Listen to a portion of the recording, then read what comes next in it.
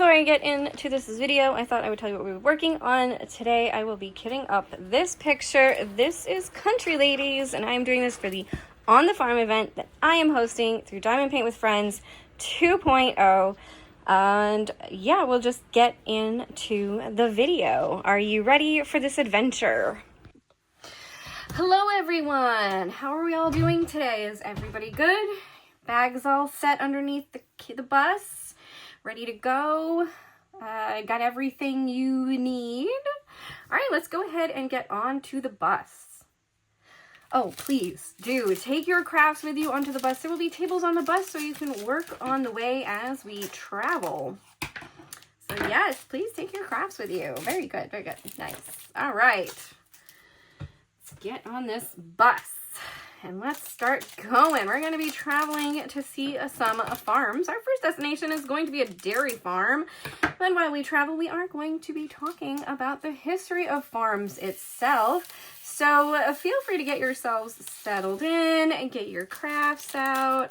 We got some snacks over here on the seat with Rebel. He's going to be joining us on this adventure as our companion. We've also got a cooler with some drinks in it, so you got something to keep you hydrated on this journey as well. My name is Minz, or Truvampire Crafts, and I'm going to be your tour guide on this adventure. This bus is nice and comfy. It's got a bathroom in the back. We've got some AC, and there's even video players so that we can enjoy a movie from time to time. So feel free to sit back, relax, and enjoy the trip and work on those crafting projects that you brought with you, whatever it may be. Got a diamond painting. Oh, we got to see some knitting. Got some crochet over there. Maybe a little bit of needlework. All looks fun and exciting. I've got my own craft right here. I'm working on a diamond painting. So let's go ahead and just hop right into the history of farms as our bus pulls out and we head on our way to the first destination, our dairy farm. So, farming, it has been practiced sporadically for the past 13,000 years. Before this time, we humans were primarily hunter and gatherers. Does anybody know what that means? What does hunting and gathering mean? Yeah, just go ahead and shout out some answers there of what that could mean. Anyway, yes. So, the earliest documented evidence of farming dates back to the Fertile Crescent. So this is the Middle East area, which would be today's Iraq, Syria, Lebanon, Israel, and Jordan. So that area of the world is the first place that we actually see some farming begin to happen. People are, People are moving away from hunting and gathering, and they're going to be moving on towards actually cultivating crops and domesticating animals. All right. Farming itself actually began to crop up across the globe in different times and on different continents. So the Middle East began farming roughly around 10,000 to 9,000 BCE. It's a very, very long time ago. Very, very long. So, yeah. All right. Then China adopted farming roughly around 7,000 BCE. In the Central and South America, they started farming roughly around 5,000 BCE. So that's quite a bit of time between China and the Americas. Then Africa, they started farming around 3,000 BCE. So there we have some farming happening across the continents. But you notice there was one continent not mentioned in there, and that's Australia. they were not farming at this time. It was mostly in those other continents. Any questions so far? Feel free to ask away. Let me just change my notes there. And yes, get on with what we're doing. Is everybody comfortable? I'm just check, make sure everybody's got everything they need. Good. And if you look to your left, we're actually passing a corn crop right now. Cornfields. All right. There's some evidence of farming right there. And so now we have farms.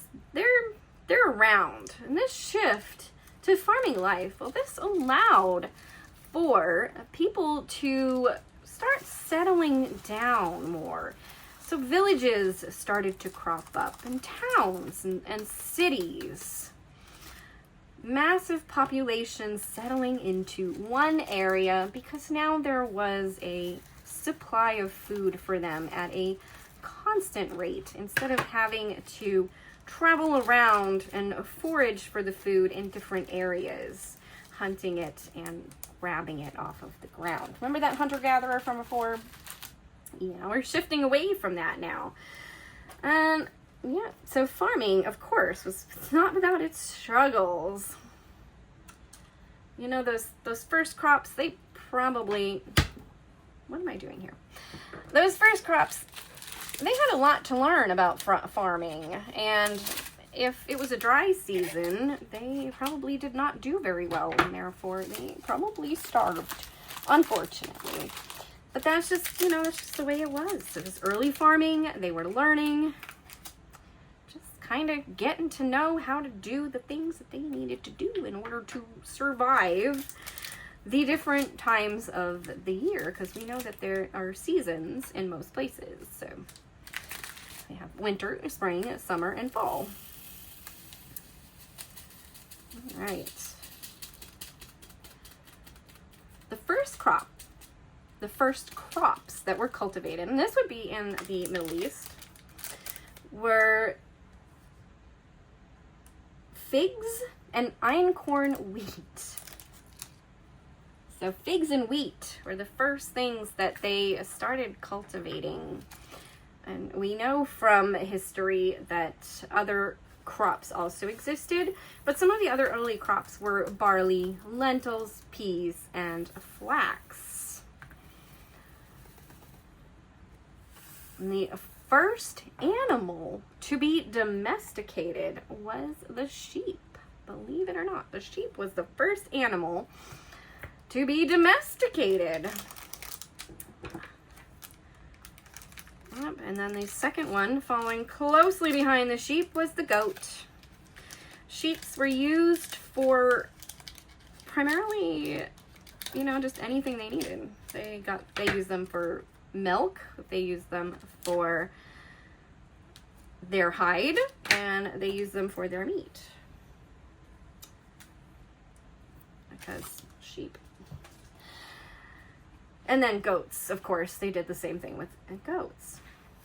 And let's see, some other history in farming. So we move on from the Middle East and early farming to different times now. So we're going to do the medieval farming. Medieval times. So previously, farming was done by hand. The person went out into the field. They had to push a hand plow themselves to plow their fields, plant with their own hands, and basically they were doing everything. But in medieval times, they decided they wanted to make this a little bit easier so that they could grow more crops. They could have larger fields and create more. And so they started adding animals, domesticated animals, horses and oxen, into their farming routine so that they could create larger fields. All right. They also came up with that if they rotated what crop was planted, they could preserve the quality of their soil and keep its nutrients and enrichment. So it would be better for them. So instead of just planting one crop continuously on the same field, they would plant different crops. So one year they might plant wheat, and the next year they might plant flax or barley or something else. And that way the different crops would produce different nutrients into the soil, and they would be able to preserve that soil and just keep it lasting for a long amount of time. Then we move on to the Industrial Revolution. Hopefully everybody knows the Industrial Revolution to some degree and what it brought about with it. Of course, that was steam-powered tools, steam-powered tractors. They also brought in a steel plow for farming and a mechanical seed drill. So now it's taking them less time to plow these fields, to harvest these fields, and to basically do the work. So they're able to have much larger fields and produce much more of their crops that they are producing. So whatever that may be, they're able to have much bigger space because they have these items. And yeah, mostly we're just seeing farming become easier for the farmer himself, because now instead of him physically having to do all the work, he has a animal to a machine doing the work for him. So now we're going to move into today. Today, there is a piece of equipment for every part of the farm, for everything that needs to be done. There's a plow for plowing the fields. There's a seeder for seeding the fields. There is a harvester for harvesting the fields. There is a piece of equipment for everything that happens on the farm and needs to be done at any certain point. Oh, did I happen to mention that we have a cat companion traveling with us on our journey? I probably didn't. We have Rebel. He's traveling with us. This is not Rebel. This is a stray cat that just kind of wandered in. His name is Leo. But anyway, we have Rebel. Yeah, he's going to be traveling with us on this journey as we take it. So, feel free to take pictures. Hang out with him a little bit. He really likes tube treats. There's some in that basket of snacks for him. And he likes to play with the wand toy, particularly one with feathers. It seems to be his favorite to go to. He's currently sleeping, so if we could just, leave him alone for the time being, because he's having a little nap. All right. So let's go ahead and talk about farming in the United States, because, well, we're in the United States. We're traveling on this bus across the United States, and we're just going to be checking out different farms in each of the different areas of the United States. So the area of that you are in will depict the type of farming that will be happening. For instance, in early farming, back when it was the Native Americans, the Southwest produced maize, which is corn, squash, and beans. Beans and squash were also grown in other areas as well, but I do believe it was a primary crop for the Southwest area of the United States. The eastern woodlands and plains, however, their primary crops were pumpkins and sunflowers. And we do know, because of early settlers, that maize was also grown on the east, the northeast as well. But their primary crop was pumpkins and sunflowers. than the southern colonies. So this is after they have come over here, and now we're starting to get colonies, and they are starting to grow their own crops that they have brought with them. So early settlers brought over European crops as well. So now we start to see barley and peas crop up in the crops that are being grown here in the US. And now they're settling down and they're creating the colonies, and we have the southern colonies, and they're creating an economy based around rice and indigo. So they're growing rice, and they were basing their economy around that crop. All right. So now we've learned about the history of farming itself and where it came from. So the earliest crops grown back in the Middle East all the way to modern day farming here across the globe, because farming is global, happens everywhere. We can start to look a little bit into what some of these different farms actually are, and you know where they're created, so forth and so on. Yeah. So, you know what, these farms, they're out there. Let's see.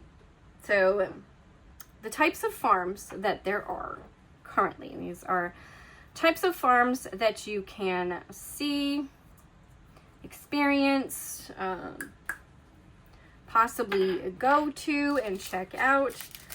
So we have a grain and oilseed farms. So these are your farms that are going to be primarily growing your grains and your oil seeds. I think that would be, so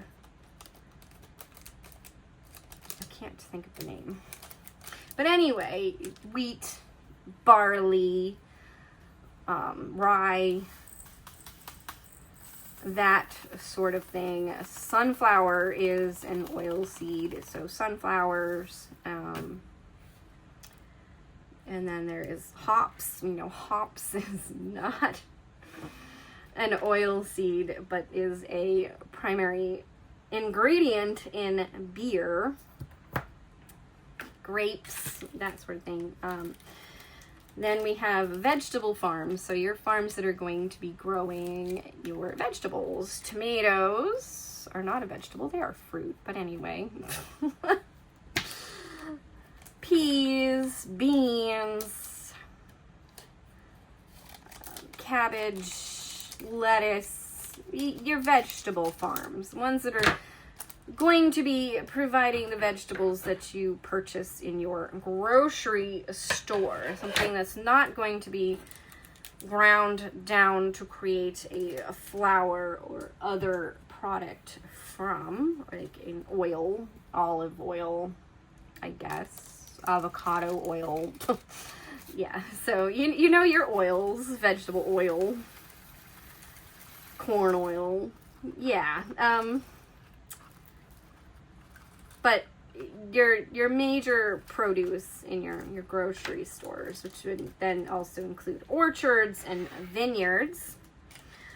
Those are some other types of farms. Vineyards for your wine production. Orchards for your apples, oranges, pears. Fruits. Do they grow any type of vegetable that grows on a tree? I'm not quite sure on that. But anyway, maybe there is. Let's see, do you know the answer on that? Do you know if there's any vegetables that grow on a tree, or are they all fruits? Figs. Figs are grown on a tree. Anyway, and we also have flower farms. So when you go and buy a bouquet of flowers at the store, or you have it delivered to your house from flowers.com or some other location. They also came from a farm that grows just flowers, flower farm. And then there is dairy farms. Obviously, the one we're going to be checking out in our next excursion, or actually, as we're traveling to a dairy farm currently.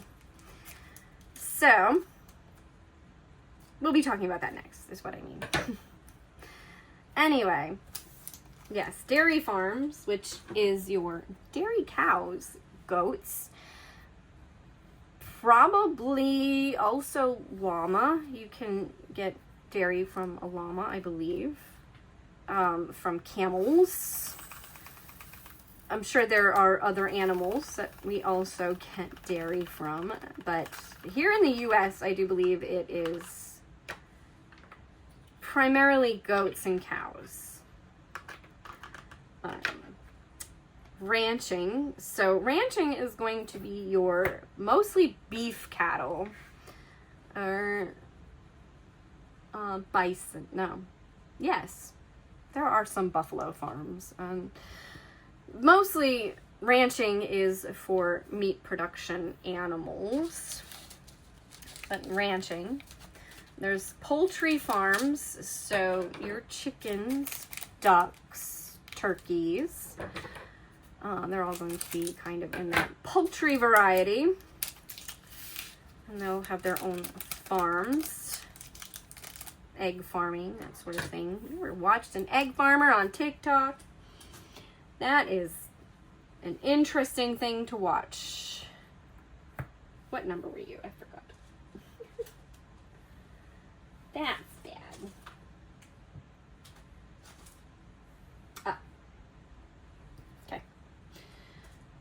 Yeah, it's highly fascinating to watch them pulling those eggs off of the line, because the eggs kind of, yeah, it was interesting.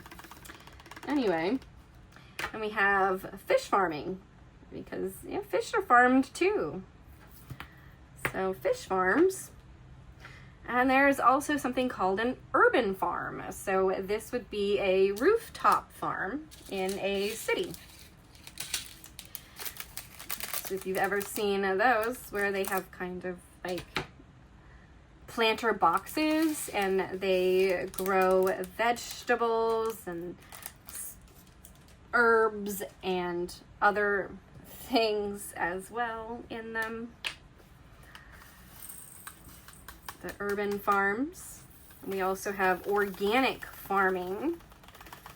This is just going to be not using chemical pesticides and other chemicals in their farming. So it will be a more all-natural form of food, since they're not using those pesticides and chemicals. Or if they're doing animals, they're not giving them the hormone inductions and other items that are in farming for animals. Then there is also you-pick farms. So these are the farms where, like, strawberries, so you can go and pick strawberries at the farm right off the plant. Blueberries, blackberries, raspberries, pumpkins, you know, farms where you can go and actually pick the produce yourself, or whatever it happens to be that you are picking. And then we also have these small hobby farms, which would be just a small farm. Someone who might have a single cow that they're using for fresh home milk, raw milk as they call it, fresh raw milk. Or they just might have a small, they might just have some small farming in their backyard, or, you know, just a small plot of land that they're farming on where they have their tomatoes and other things that they're growing just for themselves. So just, you know, a little farm that they're using to produce things that they need for their own individual family, or even to supply a few things to their fellow community members as well. All right. So now we have learned about the history of farming, where it started and where we're at today to this point. So we're going to just be traveling on towards our dairy farm. And while we do so, we can just go ahead and pop in the movie Charlotte's Web, and we'll just go ahead and watch that movie. And then maybe we can do a little discussion about the movie after we finish watching it and have a little enjoyment of that. So let's go ahead and do that, and we'll just continue on with our dairy farm. I'm going to continue working on kitting up my kit that I'm going to be working on our travels when we're not discussing things. And you can just, you know, continue working on yours as well, or just sit back and enjoy the movie. And we'll be... and Pet Rebel. Pet Rebel. And we'll be back at the dairy farm.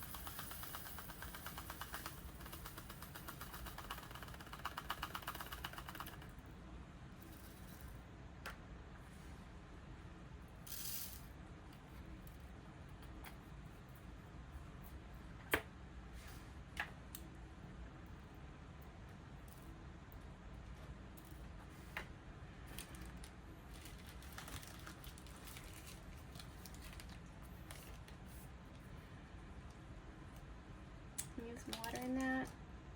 Okay.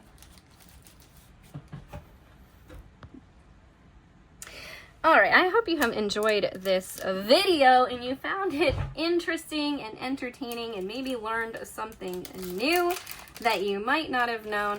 I thought I would go in a little bit of a different direction with this, so I am kitting up, what do you call them? Country ladies. This is the chickens. I didn't mean to do that. The chickens in their hen house picture that I showed in the video talking about this.